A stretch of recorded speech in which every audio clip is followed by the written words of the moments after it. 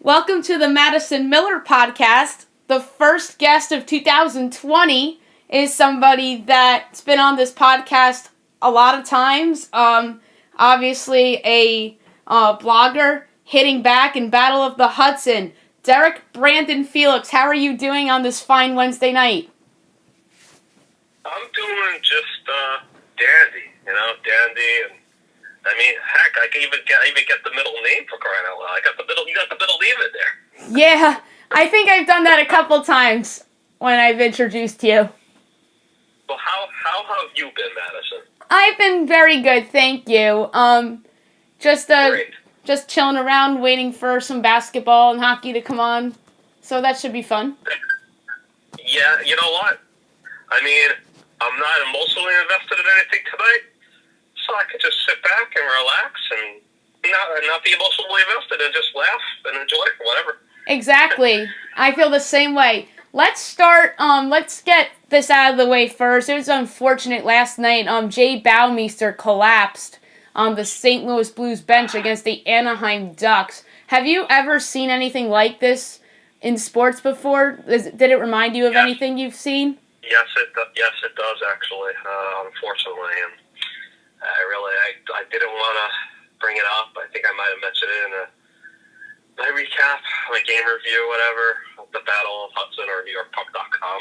But I remember the Rangers took this kid, Alexei Sharapanov, over in the KHL, and he was only 19 years old, and that was when Jaromir Jagr went back there after he left the Rangers, and he made a promise to go back and play for I think might have been for SK, whoever it was, I forgot which team, but he apparently had a heart condition that they didn't, I don't know if they knew about it or whatever, and he took a shift, he got with Jagr, and then he collapsed on the bench next to Jagr, and they did not have the defibrillator. They did not do a good job, and he died. They resuscitated him, I think.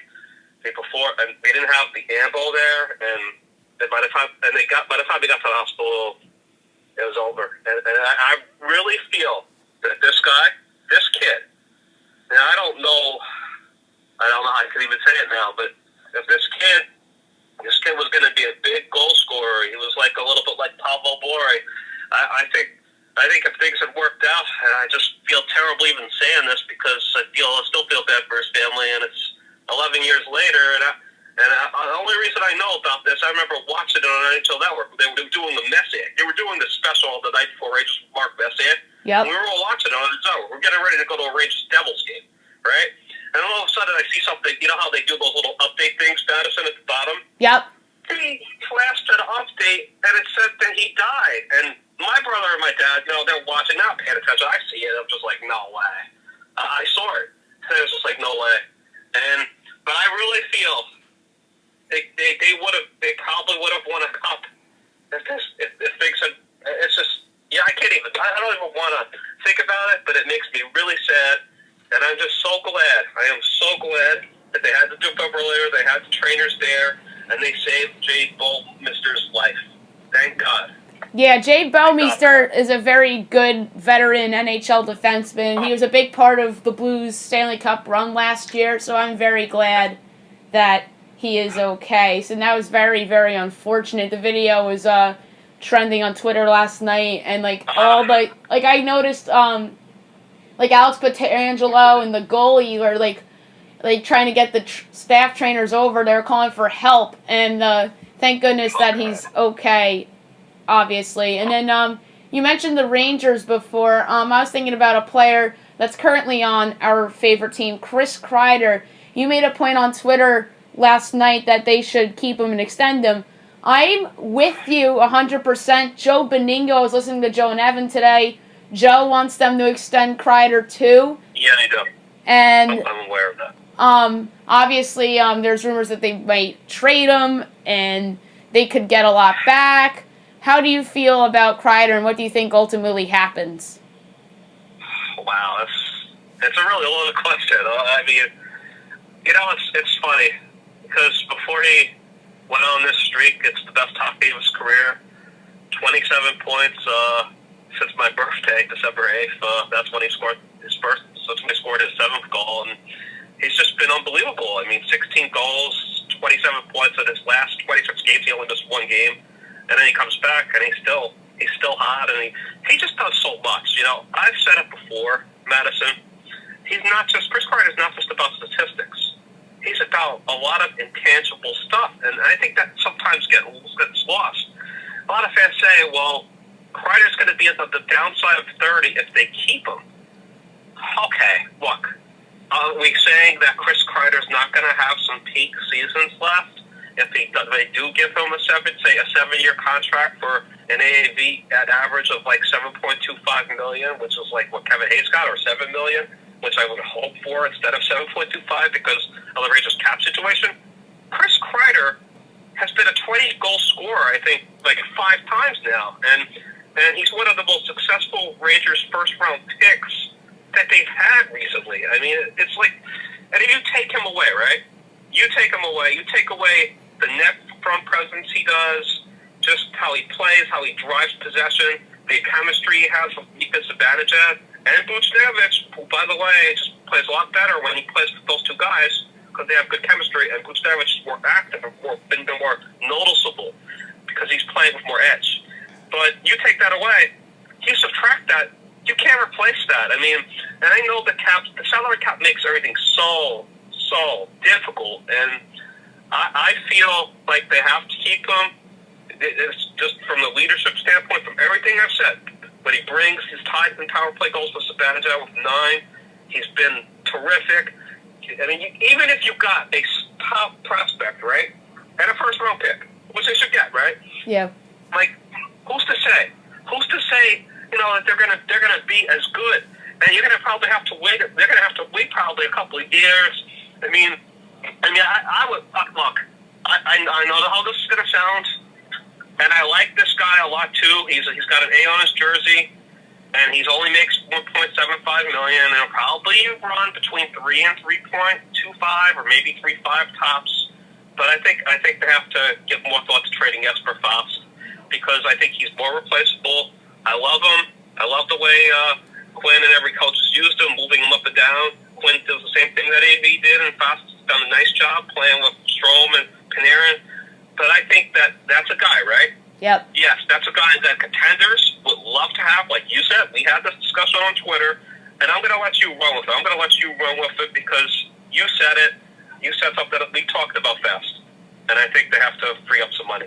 Yeah, I think Fast is likely a trade candidate on the Rangers. What about Tony DeAngelo? Do you think there's a chance they move him because he's in a contract year as well? Wow. I'm going to say no. I hope they keep him. Because they have to wait. They got to wait and see what's going to happen this summer. You know, maybe something happens with Lundqvist. I don't know. I mean, does Henry really want to sit on the sidelines? I mean, nobody does. Nobody wants to do that. I mean, yeah, I've been tough on the guy, but I appreciate everything that he brought. I follow this guy. 4 years before he came. Kind of like people have done with Shesterkin, my buddy who you don't like, who kills Lundqvist. But I kind of understand it to a point because this is what it's become. This is what happens sometimes when you give those no movement clauses. You hand out like candy, like Sander did, and there's just I feel like DeAngelo. If you had a defense, right, where you have your right pair of Fox is the best out of 3. Trouba is your second pair guy, and DeAngelo, and then you have maybe Niels Lundqvist eventually, and coming in. Look, they don't have to decide to trade DeAngelo now. I think Strome's a better candidate to trade because maybe they say at some point they're going to say, you know what, Tito has to be in the top 6. He has to center, the second line. I mean, even Capo are playing on the third line. But I like what Strome brings, and they're going to lose a lot in face-offs too. But it's really hard. It's really hard to say, Madison, what this team's going to do, and I don't know. I honestly think it's going to come right down to the end, like with Ryan Callahan. when they wound up getting traded for Martin St. Louis and they gave up too many first-round picks, which they didn't have to. It's going to come right down to the end with Kreider and whatever it is to do. I totally agree with you, and I want to get John Buchacross on the show before the deadline. So maybe Sure. I'll talk to him and see what he thinks they should do. I'm probably going to go more around the league with him when I have him on in a couple of weeks here. One more hockey thing before we switch sports. I was listening to TSN 1200 in Ottawa. I just like to listen to Pierre Maguire's segments when he pops on there. He said that he thinks Chris Kreider is not the biggest name on the trade market. Who could that be? Who do you think is a bigger name than Chris Kreider that could be traded? If it's not Chris Kreider, could it be someone from San Jose? Which name did you bring up? I'm sorry. Could it be somebody from San Jose? Well, Joe Thornton is going to likely get traded and moved to a contender. And I think that's great because, there's no point in him, finishing out his final year with the Sharks, and they're not going to make the playoffs. And they made a lot of mistakes, that team, and they're going to pay for it, and that's really unfortunate. I don't know if Patrick Marleau has any value, but Joe Thornton, if you have him, say, as entering your, secondary line, maybe getting a little second power play unit time, playing about 12, 13 minutes a night on a contender, that's a home run. That's a home run. This guy, he's like 39. He's almost 40 years old. I remember when he got drafted in '97. So, it's a home run as far as I'm concerned. He's 40 basically, but he's definitely going to be traded. But there might be some defensemen. I think there are some defensemen that teams would be looking at. You said something about the Wild that they made available a couple of defensemen, Matt Dumba, which I don't really understand. He got hurt, and they gave him the contract. I think Matt Dumba, when he's healthy, he's one of the better defensemen in the league on that right side. I remember wanting the Rangers to trade for him when their right pair was messed up, Madison. Now Matt Dumba got hurt this year. And they also have another guy on that blue line they're thinking about moving, a left-handed defenseman, not Spurgeon, but the other guy who would be like a good second pair. So there's a couple of guys like that.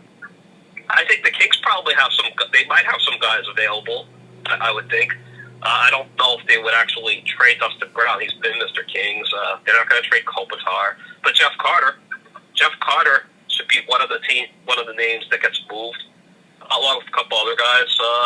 Maybe the Ducks move some guys as well because they're not too good either. So, I really don't know who else we could be talking about. There are so many teams that are still in it in the West. There's 11 teams are still alive. So, with that being said, and there's not many teams that are in the East. There's less teams in the East that are alive, but they're still fighting for it, like Montreal. Maybe Kovalchuk, if Montreal. But Montreal has to feel like they can make a push with Carey Price, but they have a big game tonight. Big game against the Bruins, 7:30 tonight, Madison. NBCSN. They only have 24 games left. They just had a brutal loss to the Coyotes at home the other night. Got scored off a minute left by Jacob Chychrun from the Coyotes. Yep. They have to win that game. If they lose, if they don't do well in the next maybe 12 days or whatever it is, because deadline's Monday, not this Monday, but the following Monday, they're going to trade some guys. They'll wind up selling. Yeah, Montreal, I think, is a team that's under some pressure here before the deadline. They're in the same situation as the Rangers. They are under a little bit of pressure, whether to move guys or not. I feel like they're very similar to the Rangers in that regard. Obviously, another original six team with a big game tonight against Boston. Let's switch to baseball. Obviously, the Astros cheating scandal is the biggest story of the offseason and the suspensions. There's the Red Sox that also cheated, and their suspensions likely to get handed out for them. What were your thoughts on the penalties the Astros got, and what could the Red Sox potentially get, and Alex Cora's possible suspension? I have to think that the Red Sox penalty is not going to be as bad as the Astros, especially with all the stuff coming out to light now with Carlos Beltran and being really the guy that was the lead guy on this. Alex Cora was obviously part of it. I was never a fan of Alex Cora. I found him a little cocky and arrogant. I'm sure you did as well. Yep. But he did a really great job there, getting them to win one World Series. Everything that he did, it was like everything he did that year just turned to magic. Yep. When they didn't have a great bullpen, sometimes it works out that way. But now the Red Sox are looking at some. I think they're looking at some tough years, even with some of the stars they still have, like Rafael Devers and the shortstop. But I don't know. I honestly do not know. They traded Mookie Betts, and wow, it's just like I don't know what the penalty will be. They'll probably lose a draft pick. I don't know what kind of round it will be. Obviously, they got rid of Cora because they had to. As far as the Astros go, shame on them. I don't know how far this goes. I have to think the players were aware of it. Yes, Jose Altuve, who I don't have any love for, but I respect as a player, who hit the home run. I would have to think there was no buzzer when he hit the home run, but you saw Chapman laughing. I thought that was kind of odd. And we've seen video of him not wanting his jersey ripped up. I don't know what that's all about. Alex Bregman, could have won MVP last year if they gave it to Trout. And it's just like, they have great hitters. But, that one hitter, right? Uriel? Yep. Uriel hit a home run, right? He had a home run in that series where the pitch was, like, really inside, right? Yeah. And he turned on it. Uriel. And I do not know how the heck he hit that pitch out. And he hit it a long way. And that was I still don't understand how he knew. How was he able to do that? I mean, it does question whether or not he knew that pitch was coming, because that, to me, that stands out for me in that series. And I'm not saying that we're a better team. I'm not going to say the Yankees were the better team. They lost. But yep. This is what I'm not going to put the players on trial, but I am very curious, Madison, to see how these players, how the Altuves, the Bregmans, the Carlos Correas, the Gurriels, how these guys do this year, how they're going to perform. Doris Springer, how they'll perform this year, next year, and further forward. That's what I want to see. That's what I'm curious on. I'm very curious about it too. I'll definitely have you on the podcast again before the baseball season, doing predictions and whatnot. So the Yankees are right now the team to beat in the American League, as far as I'm concerned. Yeah. Who do you think's their biggest threat? Do you think it is Houston, or do you think it's somebody else right now in the American League? Man, it could be. It probably still is the Astros, because they still have a really good roster. I mean, anytime you have Justin Verlander headlining the rotation, and they're going to have something to prove now. You don't think they're going to be playing with chips on their shoulder, and they're going to get back that pitcher too, that young pitcher back, even though they did lose Garrett Cole. Oh yeah, McCullers.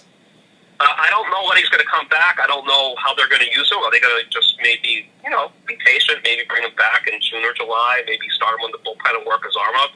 But he could be a factor. If they're in the playoffs next year and they win that division, he could be a factor. Don't forget, McCullers played a little bit of a role when they beat the Yankees in 2017. Yes, he came out of the pen. So he did. I mean, he came out of that 10 in that seventh game, and he did a really good job. And he was great in that game. And don't forget, he was great in that game. Yeah, he was. He's got great stuff. He's got a lot of stuff. I don't know how he's going to respond. I don't know how.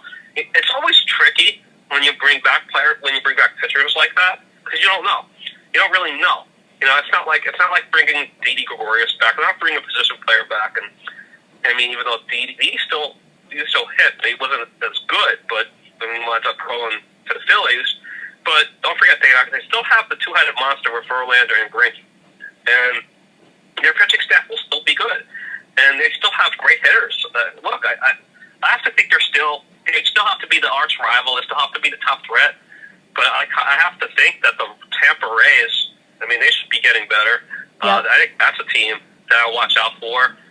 The Twins should be good again. I don't know about the Indians anymore. I don't know if they can get back in there. I'm a little curious about the Angels and the Athletics. The Angels would be like the wild card team, maybe. If everything breaks right for them. and the Athletics are always a tough team, but they just can't get it done in the playoffs. I would probably say the Astros in the race. That'd be my top two. I really am intrigued for Oakland. I just think that there could be distractions with the Astros, with them dealing with the media every day, asking them questions about this, especially in road games. This kind of reminds me of two things that led to distractions for these respective teams. When Sean Payton got suspended in 2012 for the Saints were supposed to be good, and then they went 7-9.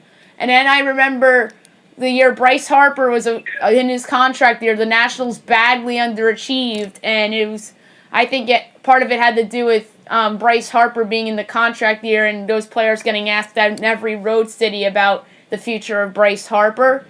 And I could see a world where the Astros get asked about this constantly, and then it becomes a distraction. And instead of going like 94-66, they go 84-76 instead of 96-63 or whatever that record would pan out to be. Yeah, what you're saying is 84-78 or 85-70. Yes, and it's like mediocre. Yeah, and I really like Oakland a lot. I like their offense. Matt Chapman, I think, could be an MVP. I really like Matt Olson. Who's in there? Marcus Semien had a good year last year. I like their outfield, although I think that they could use another bat in their outfield. They have the assets to pull off a trade. They have a good farm system, and I like their young pitching from last year. And Liam Hendricks was good at closing games last year. I really think that the A's could emerge as the biggest threat to the Yankees this year. So I wouldn't sleep on them, and I agree with you on Tampa, but I'm still not sold that their offense can be great, but I think it could be good. And then obviously the Astros still have a lot of talent as well, so we'll see about the American League. Dodgers and the National League are the team to beat, I would say, with the Mookie Betts trade finally becoming official. Who do you think is their biggest threat? Wow. I want to say the Nationals, because I know they lost Anthony Rendon, but the Nationals, they proved it last year. They were able to replace Bryce Harper. They're so good at replacing these guys. But then again, Rendon is such a great hitter. I mean, he is going to have a lot of impact. But I mean, they still have a really good team. Yeah, you look at their pitching staff. I still think they still have some really, they have Juan Soto, obviously. He's a stud. I still think they're going to be good. I'm just wondering, is Joe Girardi going to have like an impact with the Phillies? Yeah, I think Bryce Harper's in line for a better season. I just think, sometimes in the first year of a big contract is tough, and I still think the Braves, even though they lost Josh Donaldson, they're in play. Yep. The Mets are going to be good. I mean, God, I have to think their competition is going to come from one of those four teams in the NL East. I agree with you. Maybe I'm just being biased here. Like, I know Madison Bumgarner went to the Diamondbacks, and I know Diamondbacks are trying to redo it, and they could come back and be good again. But and the Cardinals, you never know with the Cardinals. They seem to always overachieve. But, maybe I just feel like the NL East is such a strong division. I have to think it's one of those teams. I would say the Nationals still. Even though they lost Rendon, I still think that some of those bats that they signed in the offseason, like Starlin Castro, and then did they bring back Asdrubal Cabrera? I believe they did. I believe that one of those guys will have a good year, and the other one may be good too. I think Castro will play well with the Nats because I think that with being out of Miami will help him in his power numbers. I think he'll help the Nats. They are always good at finding those guys. Howie Kendrick, I believe, is still there. What about that other kid? What about that kid, that other position player that they were bringing along? Had a top prospect. He was like a second or third baseman. Plus, you have if Trey Turner could stay healthy, that would really help them. He never stays healthy. If he stays on the field, he's a really good player. I thought you were talking about Trey Turner at first, but I know who you're thinking of. He's a prospect. You know what I'm thinking of. Yes, I know who you're thinking of. The name is just not coming to me yet. He's one of their top... Oh, Carter Kieboom! Yes, that's the guy. Yes, I think he'll be on their team this year. I think he'll probably be like the next breakout guy on this Nationals team. And I love Juan Soto. Love him. I also love the center fielder. I can't think of the kid's name, but Robles. great defensively. Yeah. I mean, if he works a little bit on, just improving his approach to the plate, he's got some pop in his bat. He's got speed, but his defense is great. Yes. So they're going to be a fun team to watch again. Yeah, and then they have the great three in their rotation of Max Scherzer, Steven Strasburg, and Patrick Corbin. So they, I think, have the best, one of the best rotations in the game. Yeah, that rotation is tremendous. I think it's funny. We all criticized the Nats manager that he wants I don't know everything. He did everything right. Yeah. He was daring though. He was daring. He was willing to pitch Strasburg out of the bullpen in that elimination game. He was willing to bring out Corbin out of the bullpen twice. Once it didn't work, and then against the Astros, and the second time it did. So, and I think sometimes you have to do that. You got to be willing to do what it takes. Exactly. Yeah. So I'm very intrigued by the Nats. I think the Braves are going to be good again. Mets. I think that the fact that Carlos Beltran's gone, I don't think that's going to be a distraction like I think it'll be for the Astros and even the Red Sox to some degree.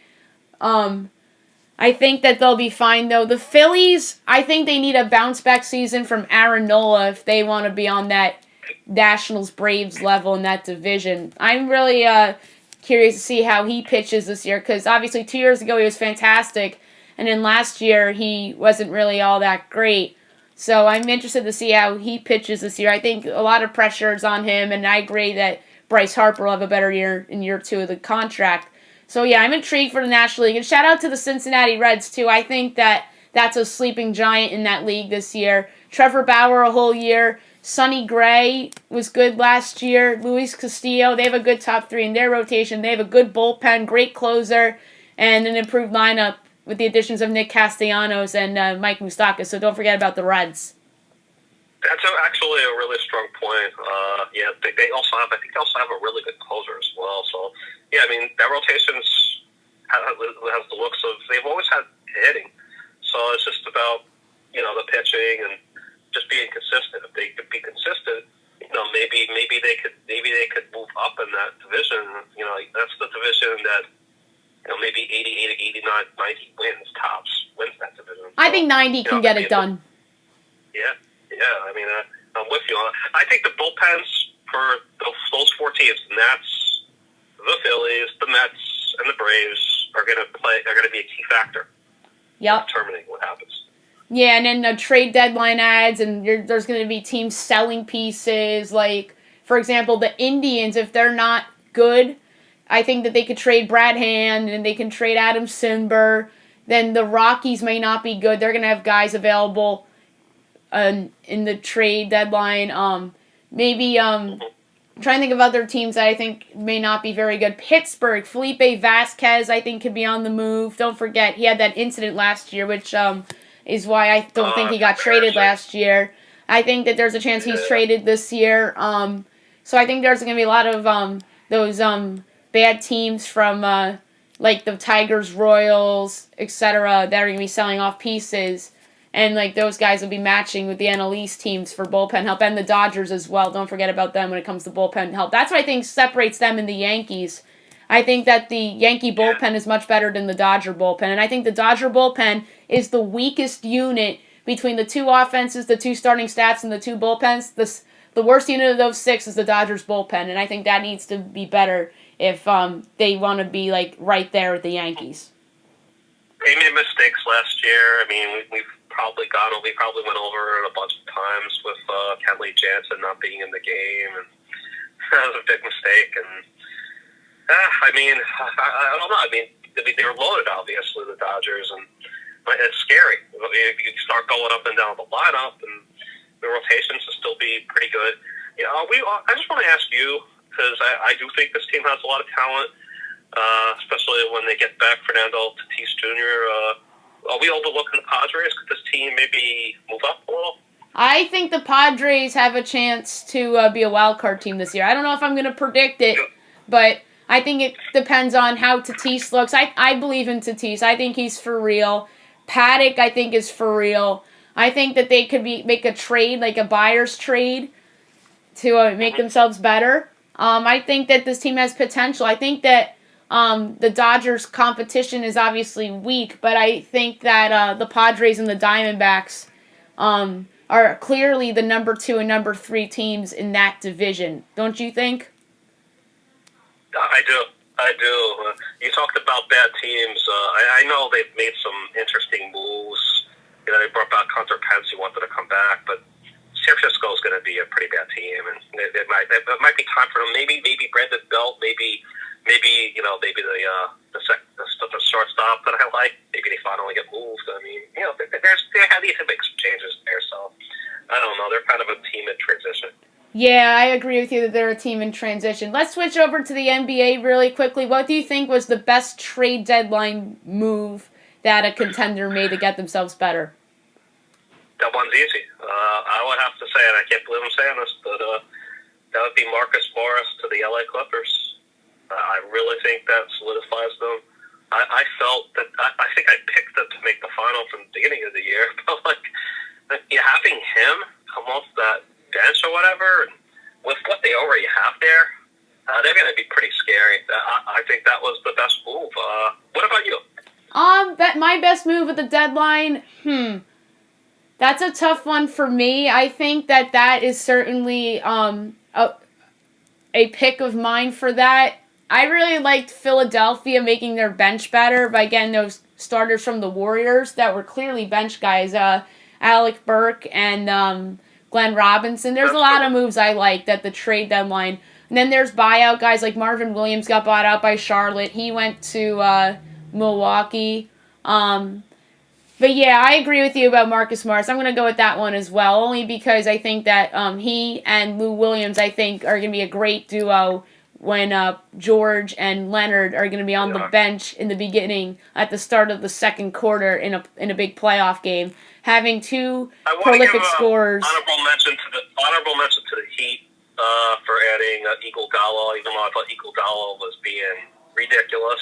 Not wanting to play for Memphis, but yeah, I'll give it one honorable mention. Oh, absolutely.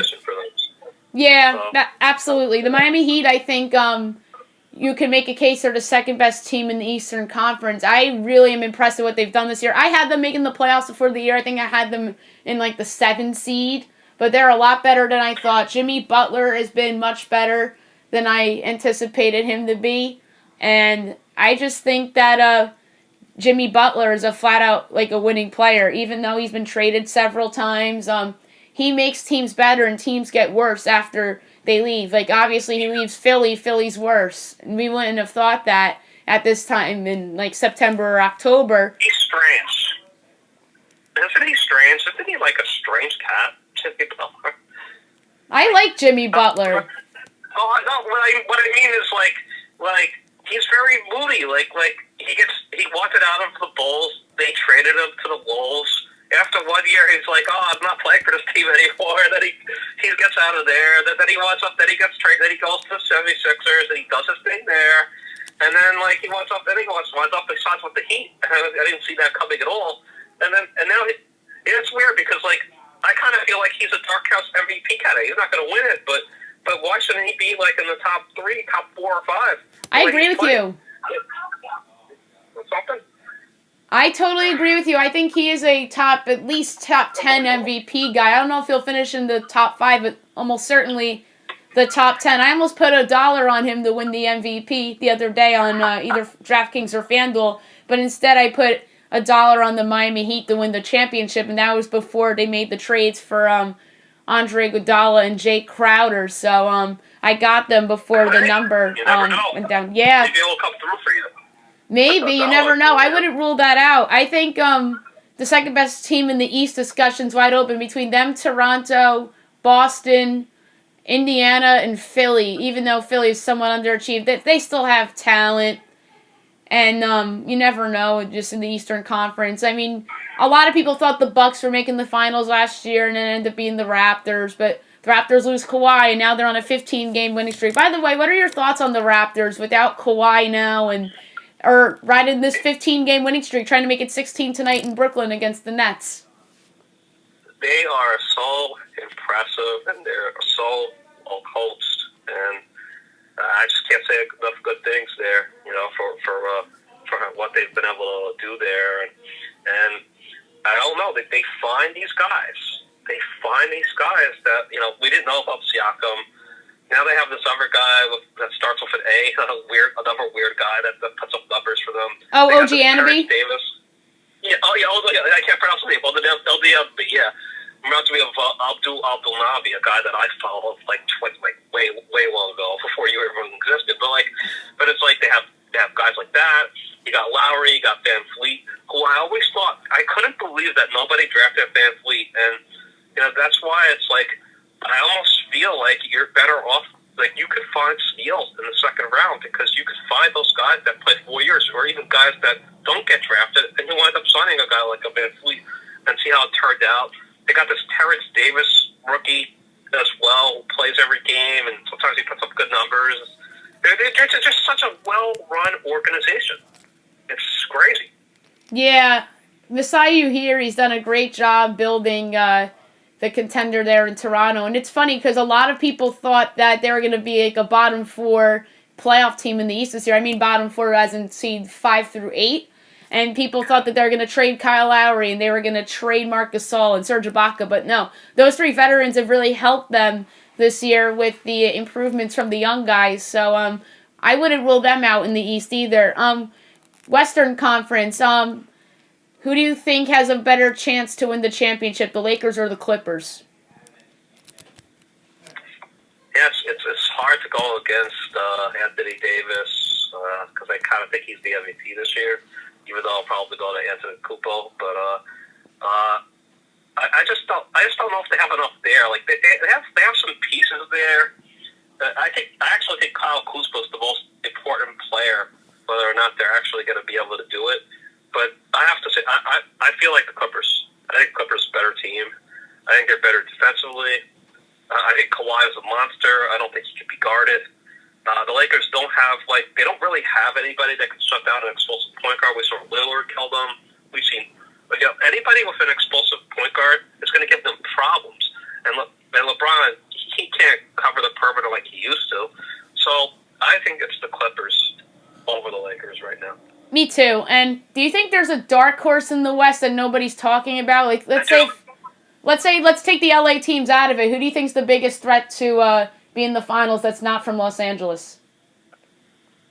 It's the Denver Nuggets. I mean, it's the team that has, what do they got? The second best record? And it's nobody talks about them, but when you start looking top to bottom with that team and the experience they got last year, that experience could help them.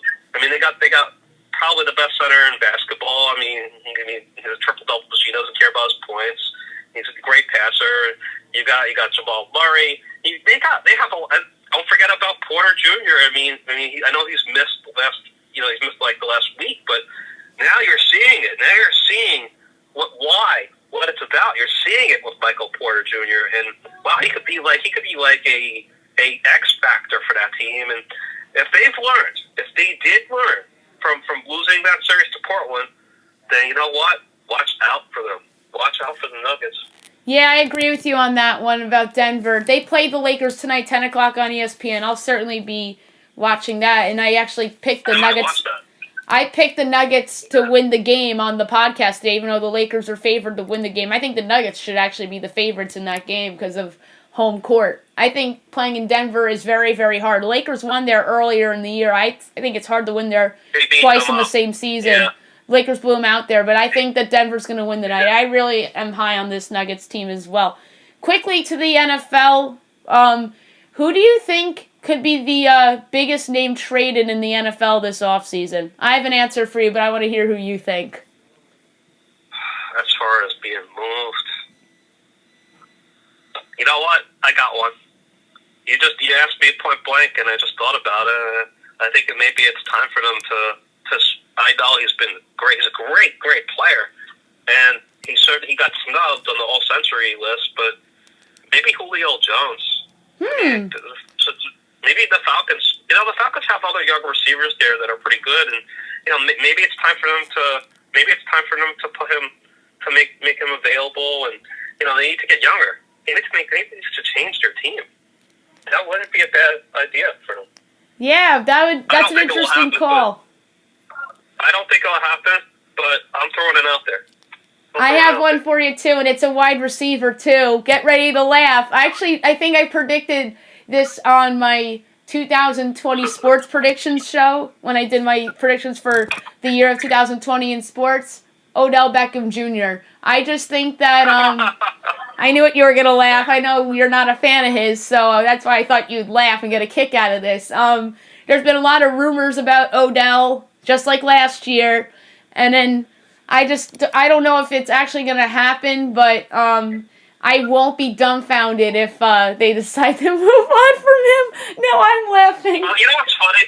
You know what's funny about him? What? He's such a weird, strange guy. Ever since he did that stupid wedding proposal to the Post or whatever when he was a Giant, he's just strange. I don't know. He's just there's something, I don't know. His head's a little different than most guys. It's almost like he's like the Kyrie Irving of the NFL. And then he comes out and says, at first he's telling, come get me or whatever. Then he says, I'm going to be a Cleveland Brown. I'm not going anywhere. And I don't know. And then he said that he was hurt and he had surgery, and I have no idea. I don't know what Odell is thinking. And you know what the sad part is? He could be one of the best. If he really wanted it, he could be one of the best. He could still be great, but I don't know what's going on with him. Yeah, because of the come get me and because of, I don't know, I can totally see him behind closed doors complaining about Baker Mayfield, another new coach. It's 6 coaches for Odell already combined, the Giants and the Browns. He obviously had Coughlin, he had McAdoo, he had Shermer, Freddie Kitchens, and now Stefanski. That's 5 coaches for Odell Beckham Jr. I could just totally see him complaining and wanting out of there behind closed doors. So you know what else? His friends, right? I know he's really close friends with Jarvis Landry, and it seemed like it was going to be a great idea, to have them team up. And I don't know if it was because he was hurt, but I've heard our friends say that, or whatever, Brian and the chat, Robert. Yeah. Robert that's crazy or whatever in the chat, and they say it. It just seems like, for whatever reason, Baker Mayfield has more chemistry with Jarvis Landry than he did with Odell Beckham. Now, I don't know if that changes, if that's going to change, if he stays there and he's healthier, but it could. Yeah, never know. So guess who I'm having on the podcast tomorrow? I don't know if I told you. You did tell me. You're having Jeff on, right? Yes, Jeff Maglicetti. We'll probably talk about some of the same stuff, but a little bit of different. Just wanted to promote it on your show because I know you're buddies with him as well. And he's a great guest, just like you are. And one last question for you. When is the next time you're going to do a live show with JPG? I'm thinking about bringing it back. It could be coming back. Who knows? I mean, it could be March. It could be April. But I will keep you posted if things change, all right? All right. I've been thinking about it. Yeah, I know you've been thinking about it. I was the one that brought it up in the group chat, so I just wanted to give it a mention on the podcast because you two are so good together on the show and talk about the random things. I've listened live a few times. I've gotten shouted out on that a bunch of times. You have? Yeah. For good reason, Madison. Oh, I know, for good reason. Madison Miller. Exactly. You are the Madison Miller. I mean,